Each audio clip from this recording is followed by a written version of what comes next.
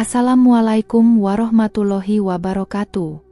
Perang Badar merupakan perang pertama yang dipimpin Nabi Muhammad yang terjadi di bulan Ramadan.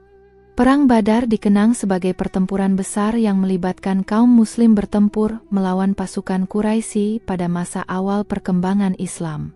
Meski berperang dalam kondisi lapar dan haus dengan jumlah pasukan yang jauh lebih sedikit, umat Islam berhasil memenangkan peperangan. Peperangan ini menjadi bukti bahwa keberadaan agama Islam mengalami berbagai rintangan dan halangan, tetapi berkat ridho dari Allah Subhanahu wa Ta'ala, Islam berhasil menjadi salah satu agama terbesar di dunia sekarang ini. Abu Jahal, pemimpin kaum kafir Quraisy. Siapa dia sebenarnya? Kenapa Abu Jahal sangat membenci Nabi Muhammad? Abu Jahal adalah salah seorang tokoh yang cukup disegani di kalangan kaum kafir Quraisy. Abu Jahal adalah orang yang sangat berpengaruh di kota Mekah. Dia takut jika suatu saat nanti Nabi Muhammad mendapatkan banyak pengikut, sehingga dirinya akan tergantikan oleh Nabi Muhammad sebagai pemimpin baru di kota Mekah. Oleh karena itu, Abu Jahal sangat membenci Nabi Muhammad karena rasa iri dan dengkinya. Dalam sejarah Islam, ia dikenal sebagai sosok yang sangat keras perlawanannya terhadap Nabi Muhammad. Berbagai cara yang dilakukan Abu Jahal untuk memusuhi Nabi, mulai dari memaki, menghina, memerintah orang untuk meletakkan kotoran unta di kedua pundak Nabi yang sedang salat, dan merencanakan berbagai upaya pembunuhan. Abu Jahal bahkan menjadi pemimpin pasukan kafir Quraisy dalam Perang Badar melawan pasukan Muslim pada tahun 624. Selain memiliki julukan Bapak Kebodohan, Nabi Muhammad juga menyebutnya sebagai Fir'aun umat kala itu. Abu Jahal adalah putra dari Hisham bin Al-Mughirah dan Asma binti Mahrabah yang lahir di Mekah pada sekitar tahun 570. Ia sering disalahpahami sebagai paman atau kerabat Nabi Muhammad, tetapi pada kenyataannya bukan. Abu Jahal adalah keturunan Bani Makhzum dari suku Quraisy, sedangkan Nabi Muhammad dari Bani Hashim. Nama asli Abu Jahal adalah Amr bin Hisham. Ia disebut Abu Jahal oleh Nabi Muhammad, yang artinya Bapak Kebodohan. Amr bin Hisham disebut Abu Jahal karena ia merupakan orang yang paling mengingkari ajaran Islam dan sangat menentang dakwah Nabi Muhammad. Perlawanan Abu Jahal tampak sejak Nabi Muhammad memulai seruan dakwah dan mengajak penduduk Mekah untuk memeluk Islam. Ia menjadi salah satu orang yang sangat membenci Nabi Muhammad dan umat Muslim. Berbagai cara dilakukan Abu Jahal untuk memusuhi Nabi, mulai dari memaki, menghina, dan merencanakan berbagai upaya pembunuhan. Sebagai orang yang paling jahat dan keras memusuhi Islam, pikiran Abu Jahal selalu dipenuhi skenario untuk mencelakai Rasulullah, terlebih ketika Nabi sedang menunaikan salat di Ka'bah. Dalam riwayat disebut bahwa Abu Jahal memerintah orang untuk meletakkan kotoran unta di kedua pundak Nabi yang sedang salat. Abu Jahal sendiri hendak mencelakai Nabi yang sedang salat dengan batu besar. Namun, berbagai upaya pembunuhan Abu Jahal terhadap Nabi Muhammad selalu digagalkan oleh Allah. Abu Jahal menjadi salah satu orang kafir dari pihak Quraisy yang tewas dalam Perang Badar pada 17 Maret 624. Perang antara umat Muslim dan kaum kafir Quraisy ini terjadi di daerah Badar, sebuah lembah yang terletak di antara Mekah dan Madinah. Dari pihak Muslim, Nabi Muhammad menjadi pemimpin dalam Perang Badar. Sedangkan Abu Jahal memimpin pasukan Quraisy. Meski dari segi kekuatan pasukan kafir Quraisy lebih banyak dan kuat, tetapi peperangan akhirnya dimenangkan oleh pihak Muslim pimpinan Nabi. Karena kesombongannya, Abu Jahal dan beberapa pemimpin kaum kafir Quraisy tewas dalam pertempuran. Abu Jahal pada awalnya berhasil dilukai kakinya oleh Mu'adz bin Amru, pemuda Ansar dari Madinah. Setelah itu, muncul Abdullah bin Mas'ud, seorang sahabat Nabi yang kerap disakiti oleh Abu Jahal. Meski sempat melawan dan tetap menyombongkan diri, Abu Jahal akhirnya dipenggal oleh Abdullah bin Mas'ud.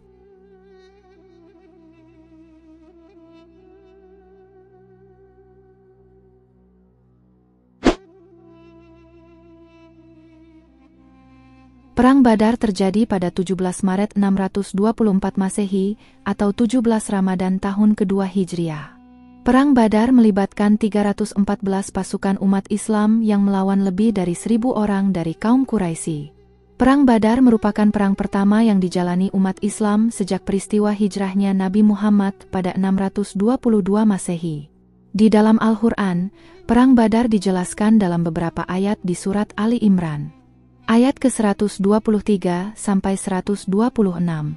Secara historis, kata Badar berasal dari nama sumber mata air yang terletak di antara Makkah dan Madinah. Oleh sebab itu, perang besar di bulan suci Ramadan itu dinamakan Perang Badar. Pada mulanya, tersiar kabar di kota Madinah bahwa ada kafilah besar dari kaum Quraisy yang meninggalkan Syam untuk pulang ke Makkah. Kafilah tersebut membawa barang-barang perniagaan yang nilainya sangat besar berupa 1000 ekor unta beserta barang-barang berharga lainnya. Umat Islam menghadang kafilah Abu Sufyan untuk mengambil hak yang pernah dirampas kaum Quraisy. Pasukan umat Islam kalah dalam jumlah, tapi tetap semangat jihad. Umat Islam menghadang kafilah Abu Sufyan untuk mengambil hak yang pernah dirampas kaum Quraisy. Umat Islam lantas menghadang kafilah dagang Abu Sufyan yang membawa barang dagangan Quraisy dari Syam. Alasan penghadangan tersebut adalah keinginan umat Islam untuk mengambil hak-hak mereka yang dulu pernah dirampas oleh kaum Quraisy. Rasulullah menugaskan beberapa sahabatnya untuk menghadang kafilah Quraisy yang kembali dari Syria menuju Makkah. Mendengar hal tersebut, kafilah yang dipimpin oleh Abu Sufyan mengirim utusan ke kaum Quraisy untuk mengerahkan prajurit. Kaum Quraisy kemudian mengirimkan 1000 prajurit, 600 diantaranya mengenakan baju besi, 100 kuda memakai baju besi, dan 700 unta. Mereka juga mengirimkan penyanyi yang bertugas untuk menabuh rebana dan menyanyikan lagu hinaan pada prajurit Muslim. Di lain sisi, prajurit Muslim memiliki jumlah yang lebih sedikit. Jumlahnya hanya sekitar 300 orang, sebagian dari kalangan Ansyar. Rasulullah juga menyertakan 70 unta dan 2 hingga 3 kuda. Namun demikian, Perang Badar sesungguhnya terjadi karena umat Islam ingin mempertahankan eksistensi agama Islam. Selain itu, Nabi Muhammad berperang melawan kaum Quraisy juga bukan untuk meraih kekuasaan, kekayaan, kesenangan pribadi atau golongan semata. Lebih dari itu, Nabi Muhammad ingin menegakkan agama Islam di muka bumi. Perang Badar terjadi saat 17 Ramadan tahun 2 Hijriah pada pagi hari. Pasukan umat Muslim dipimpin oleh Nabi Muhammad sementara pasukan dari kaum Quraisy dipimpin oleh Abu Jahal. Sebelum memasuki area peperangan, Rasulullah meminta masukan dari para sahabat, terutama dari kalangan Ansyar. Mereka pun memberikan saran dan Rasulullah menerima masukan tersebut. Rasulullah bersama pasukannya kemudian berjalan hingga mencapai sumber air terdekat. Mereka berhenti dan beristirahat. Al-Habbab bin Al-Munzir berkata, "Wahai Rasulullah, apakah ini wahyu yang diturunkan Allah padamu, agar engkau jangan maju dan mundur darinya? Atau ini hanyalah sekadar pendapat, siasat perang, dan strategi?" Rasulullah menjawab bahwa perhentian ini merupakan strategi perang. Al-Habbab bin Al-Munzir kemudian memberikan saran agar Nabi Shallallahu Alaihi Wasallam bersama pasukan berjalan ke tempat yang lebih strategis dan memungkinkan kaum Muslim untuk memutus sumber mata air Badar dari kaum kafir. Nabi Muhammad setuju dengan saran dari Habbab bin Al-Munzir. Umat Islam mengambil posisi yang terdekat dengan sumber air. Sebagai salah satu bentuk strategi perang, umat Islam memanfaatkan kondisi geografis dari kawasan Badar. Sahabat Sa'ad bin Mu'adz membuat gundukan tanah di sekitar lokasi peperangan. Hal itu bertujuan agar Nabi Muhammad bisa mengawasi jalannya perang serta memprediksi pola serangan yang tepat guna mengalahkan pasukan kaum Quraisy. Dalam perang Badar tersebut, Nabi Muhammad memimpin langsung penyerangan terhadap kaum Quraisy. Peperangan itu melibatkan 313 kaum Muslim, 8 pedang, 6 baju perang, 70 ekor unta, serta 2 ekor kuda. Sementara, pasukan dari kaum Quraisy mengerahkan pasukan 1000 orang, 600 persenjataan lengkap, 700 unta, serta 300 kuda. Meskipun kalah dalam jumlah pasukan, kaum Muslim tetap bersemangat untuk berjihad di bulan Ramadan.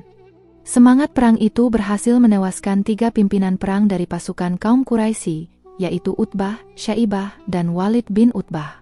Di antara pasukan Quraisy yang menyerang umat Islam, terdapat kerabat Nabi Muhammad Shallallahu Alaihi Wasallam dari kabilah Bani Hashim. Mereka adalah paman Nabi, Abbas bin Abdul Muthalib, Hakim, sepupu Hadijah, dan lain sebagainya. Sesungguhnya pertempuran besar dalam Perang Badar itu di luar perkiraan umat Muslim. Sebab, sejak awal Nabi Muhammad telah merencanakan pengerahan pasukan Muslim untuk peperangan biasa, bukan perang besar. Oleh sebab itu, pasukan umat Islam hanya berjumlah 313 orang. Saat melihat banyaknya tentara kaum kafir Quraisy beserta kelengkapan persenjataan, zirah, tombak, pedang, dan alat tempur lainnya, Nabi Muhammad sempat menangis. Dia lantas berdoa kepada Allah. Ya Allah, jikalau rombongan yang bersamaku ini ditakdirkan untuk binasa, maka tidak akan ada seorang pun setelah aku yang akan menyembahmu. Semua orang yang beriman akan meninggalkan agama Islam nan sejati ini. Setelah berdoa, Nabi Muhammad merancang strategi peperangan. Dia menjajarkan pasukan kaum muslim dalam formasi rapat. Dia juga memerintahkan agar sumur-sumur segera dikuasai untuk memutus pasokan air ke kaum kafir Quraisy. Selain itu, perang juga diawali dengan pertempuran jarak jauh. Saat pasukan kafir Quraisy bertolak untuk menyerang, umat Islam tidak segera menyambutnya dengan adu fisik secara langsung. Mereka terlebih dahulu menembakkan anak-anak panah dari kejauhan. Kemudian, barulah mereka menghunus pedang dan melakukan pertempuran. Pada akhirnya, kedua pasukan tempur tersebut bertemu di tempat perang. Rasulullah menyiapkan barisan Muslim sambil mendorong mereka untuk bertempur dan menanamkan kecintaan mati syahid. Beliau bersabda, "Demi zat yang ada di diriku dan genggamannya." Lalu ia gugur dalam kondisi sabar dan mengharapkan ridha Allah serta pantang mundur, kecuali Allah akan memasukkannya ke dalam surga. Rasulullah kemudian memasuki tenda untuk berdoa bersama sahabat-sahabatnya. Di antara doanya adalah, "Ya Allah, aku mengingatkan kekuasaan dan janji Mu. Ya Allah, jika Engkau binasakan golongan ini, kaum mukmin yang bertempur, Engkau tidak akan disembah di bumi." Tak lama, pertempuran berjalan dengan sangat sengit hingga pada akhirnya berakhir dengan kemenangan di pihak kaum muslimin. Pihak Quraisy mengalami kekalahan dengan terbunuhnya 70 orang. Di antara korban tersebut terdapat para pembesar Quraisy seperti Abu Jahal. Terdapat pula 70 orang lainnya yang menjadi tawanan perang. Rasulullah kemudian memerintahkan pasukannya untuk mengubur seluruh prajurit yang gugur. Setelah selesai dikuburkan, pasukan Muslim kemudian kembali ke Madinah. Beberapa sahabat memberi saran tentang tawanan perang yang dibawa pasukan Muslim. Umar menyarankan agar seluruh tawanan perang dibunuh, sedangkan Abu Bakar berpendapat mereka layaknya dibebas. Selain memukul mundur 1.000 tentara dari Quraisy, umat Islam juga berhasil mengambil rampasan 600 persenjataan lengkap, 700 unta, 300 kuda, serta perniagaan milik kafilah Abu Sufyan.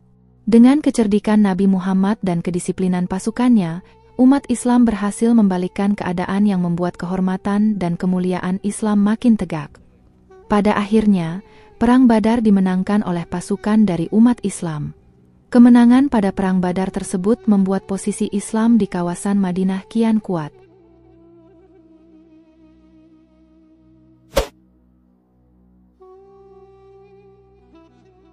Seperti diketahui, Nabi Muhammad terlahir dari keluarga Bani Hashim dan suku Quraisy. Sejak Nabi Muhammad menerima wahyu di usia 40 tahun, perjalanan dakwahnya dilindungi oleh sang paman, pemimpin Bani Hashim yang berasal dari suku Quraisy, yakni Abu Talib. Pasca kematian Abu Talib pada 619 M, kepemimpinan Bani Hashim diteruskan kepada Amr bin Hisham alias Abu Jahal yang sangat memusuhi Muhammad. Kemunculan Nabi Muhammad serta kegiatan dakwahnya secara tidak langsung telah mengancam posisi Abu Jahal sebagai penguasa Makkah. Selain itu, kaum Quraisy lainnya juga melihat umat Islam sebagai penjahat yang mengancam lingkungan serta kewibawaan mereka. Sebelum Perang Badar terjadi, umat Islam mengalami perlakuan buruk dari kaum kafir Quraisy. Penindasan itu tidak hanya terjadi di kota Makkah, tekanan itu juga dirasakan hingga ke Madinah. Teror demi teror dilakukan oleh kaum kafir Quraisy. Mereka menyerang serta menguasai harta benda kaum muslim lantaran takut hasil perdagangan akan banyak berpindah kepada kaum muslim. Tidak hanya itu, kaum kafir Quraisy yang menyatakan beriman dan memeluk agama Islam langsung dikeluarkan dari sukunya. Menurut kaum Quraisy, itu merupakan suatu hinaan serius sehingga memicu terjadinya peperangan, yaitu Badar Kubra atau lebih dikenal sebagai Perang Badar. Bahkan kaum Quraisy yang memeluk agama Islam menerima akibat dikeluarkan dari sukunya, yang mana hal tersebut merupakan suatu penghinaan yang amat serius bagi seseorang pada masa itu, sehingga sanggup menjadi pemicu atau penyebab perang Badar Kubra. Kebencian Abu Jahal terhadap Nabi Muhammad memicu ide pembunuhan. Seperti diketahui, kebencian Abu Jahal terhadap Nabi Muhammad SAW dan umat Islam telah muncul sejak Nabi menerima dan menyebarkan wahyu pertamanya. Bagi Abu Jahal, ajaran baru Nabi Muhammad tersebut bukan hanya keluar dari budaya warisan nenek moyang, melainkan juga menyinggung eksistensi Abu Jahal sebagai tokoh masyarakat Quraisy Makkah. Intimidasi dan penganiayaan terhadap Nabi Muhammad semakin menjadi-jadi setelah Abu Thalib meninggal dunia. Misalnya, saat Nabi Muhammad tengah berjalan-jalan di kota Makkah, terdapat seorang anak muda Quraisy yang melemparinya dengan kotoran. Setibanya di rumah, Fatimah, anak perempuan Rasulullah yang masih kecil, menangis melihat perlakuan yang diterima ayahnya. Nabi Muhammad pun berupaya menenangkan gadis kecil kesayangannya itu. Rasulullah berkata, "Janganlah menangis, gadis kecilku, sebab Allah Subhanahu wa Ta'ala akan melindungi ayahmu," ucap Nabi Muhammad. Dia kemudian menambahkan kalimat itu untuk dirinya sendiri, "Quraisy tidak pernah memperlakukanku seburuk ini ketika Abu Thalib masih hidup." Pada kesempatan lain, Abu Jahal merencanakan pembunuhan terhadap Nabi Muhammad. Agar tidak menimbulkan dendam di keluarga Bani Hashim, klan Nabi Muhammad, Abu Jahal meminta setiap pemuda berpengaruh yang ada di Bani Quraisy untuk terlibat. Dengan demikian, setiap Bani akan bertanggung jawab memberikan uang ganti darah yang memuaskan bagi keluarga Bani Hashim. Di sisi lain, Bani Hashim juga tak mungkin menuntut balas kepada mayoritas Bani Quraisy. Namun demikian, persekongkolan tersebut telah diketahui Nabi Muhammad melalui perantara malaikat Jibril. Akhirnya, Nabi Muhammad memutuskan hijrah meninggalkan rumahnya bersama Abu Bakar menuju Yatsrib, Madinah. Nabi Muhammad mengecoh musuh yang mengepung rumahnya dengan cara membiarkan Ali mengisi tempat tidurnya. Saat hijrah, sebagian besar penduduk Madinah menyambut kedatangan Nabi Muhammad dengan tangan terbuka. Hal itu ditandai dengan kesempatan saling melindungi antar kaum Muslim, Yahudi, serta suku-suku di Yatsrib melalui Piagam Madinah. Piagam Madinah menjadi tanda awal agama Islam sebagai pemersatu. Namun demikian, hal itu bukan berarti konflik dengan Quraisy Makkah mereda. Kaum Muhajirin atau penduduk Makkah yang ikut hijrah mengalami kesulitan dalam mencari nafkah di Madinah. Banyak dari mereka yang menggantungkan hidup kepada kaum Ansyar, penduduk Madinah yang sudah memeluk agama Islam. Saat itulah, Allah menurunkan wahyu melalui surat Al-Hajj 39-40. Dalam surat tersebut disebutkan bahwa Nabi Muhammad diizinkan berjihad bersama pengikutnya untuk memerangi orang yang memerangi mereka. Ini ayat Al-Quran yang berisi perintah jihad. Setelah wahyu tentang jihad tersebut turun, Nabi Muhammad bersama kaum Muhajirin menerapkan ghazu, serangan demi bertahan hidup, yang biasa dilakukan oleh masyarakat Arab nomaden. Ghazu akan menyasar kafilah dagang Quraisy Makkah. Fokus mereka adalah mengambil harta benda, hewan ternak, serta hasil dagang seraya menghindari jatuhnya korban jiwa. Umat Islam diusir dan seluruh hartanya dirampas.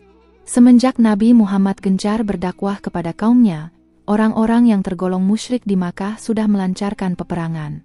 Mereka menghalalkan darah kaum Muhajirin serta merebut paksa kekayaan umat Muslim tersebut. Kekerasan terhadap umat Muslim semakin meningkat manakala perlindungan dari Abu Thalib hilang. Lantaran terus-menerus menerima teror dari kaum Quraisy, umat Islam pada akhirnya hijrah ke Madinah pada tahun 622 M. Namun, mereka meninggalkan harta bendanya untuk hijrah.